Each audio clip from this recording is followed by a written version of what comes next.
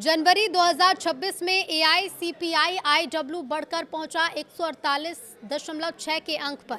अगले डीए बढ़ोतरी पर लेकिन इसका क्या असर होगा और आपको कितना फायदा होगा, चलिए इस वीडियो में बताते हैं। नमस्कार, न्यूज़ 18 का डिजिटल प्लेटफॉर्म आप देख रहे हैं और मैं हूं रितु सिंह। श्रम एवं रोजगार मंत्रालय के लेबर ब्यूरो ने जनवरी 2026 के लिए all India consumer price index for industrial works की आंकड़े जारी कर दिए हैं। जारी प्रेस रिलीज के अनुसार इंडेक्स में 0.4 अंक की बढ़ोतरी दर्ज की गई है और ये दिसंबर 2025 के 148.2 अंक से बढ़कर जनवरी 2026 में 148.6 अंक पर पहुंच गया है। इससे पहले नवंबर में 0.5 अंक और अक्टूबर में 0.4 अंक की बढ़ोतरी दर्ज की गई थी। जनवरी 2026 में सालाना आधार पर महंगाई दर 3.77% रही, जो जनवरी 2025 के 3.10% से ज्यादा है।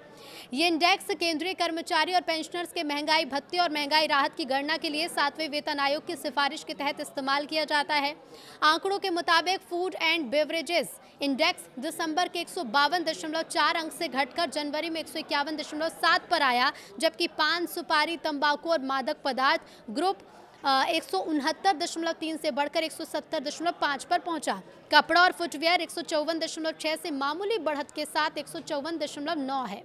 हाउसिंग इंडेक्स में बढ़ोतरी दर्ज हुई और 137.7 से बढ़कर 140.6 पर पहुंचा। फ्यूल एंड लाइट 153.0 से हल्का सा घटकर 152.8 रहा, जबकि मिसलेनियस ग्रुप 145.6 से बढ़कर 145.8 पर पहुंचा। कुल मिलाकर जनरल इंडेक्स 148.2 से बढ़कर 148.6 हो गया है। आपके डीए में बढ़ोतरी में इसका क्या असर पड़ेगा, तो जनवरी 2026 का ये आंकड़ा 1 जनवरी 2026 से लागू होने वाले संभावित डीए हाइक पर असर नहीं डालेगा, जिसकी घोषणा मार्च 2026 में होने की उम्मीद है। 7वें वेतन आयोग के मौजूदा नियमों के तहत जनवरी 2026 और उसके बाद के महीनों के एआईसीपीआई आईडब्ल्यू आंकड़े 1 जुलाई 2026 से प्रभावी होने वाले डीए संशोधन के लिए काफी महत्वपूर्ण होंगे। हालांकि इस बीच दो अहम फैक्टर तस्वीर बदल सकते हैं।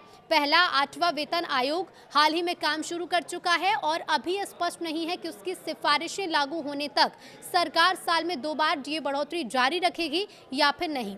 दूसरा फैक्टर, कर्मचारी संगठनों की ओर से 50% डीए को बेसिक सैलरी में मर्ज करने की मांग की जा रही है, क्योंकि 8 सीपीसी को सरकार को अपनी सिफारिशें देने में 18 महीने तक का समय लग सकता है। यदि सरकार ये मांग मान लेती है तो जुलाई 2026 से नए डीए बढ़ोतरी की जरूरत नहीं भी पड़ सकती। इसके साथ ही एआईसीपीआई आईडब्ल्यू क्या है, तो देखिए, all India consumer price index for industrial works एक इन्फ्लेशन इंडेक्स है जो देश भर के इंडस्ट्रियल वर्क्स के लिए जरूरी वस्तुओं और सेवाओं की कीमतों में बदलाव को मापता है। ये इंडेक्स बताता है कि रोजमर्रा की चीजें जैसे खाना, कपड़े, मकान, किराया, ईंधन, बिजली आदि कितनी महंगी या कितनी सस्ती हुई हैं। ये आंकड़े श्रम एवं रोजगार मंत्रालय के तहत लेबर ब्यूरो हर महीने जारी करता है। केंद्रीय कर्मचारी और पेंशनर्स के डीए-डीआर की गणना इसी इंडेक्स के आधार पर तय की जाती है। हालांकि अब ये बदलाव कितना फायदेमंद आपके लिए साबित होगा, जल्द ही पता चलेगा।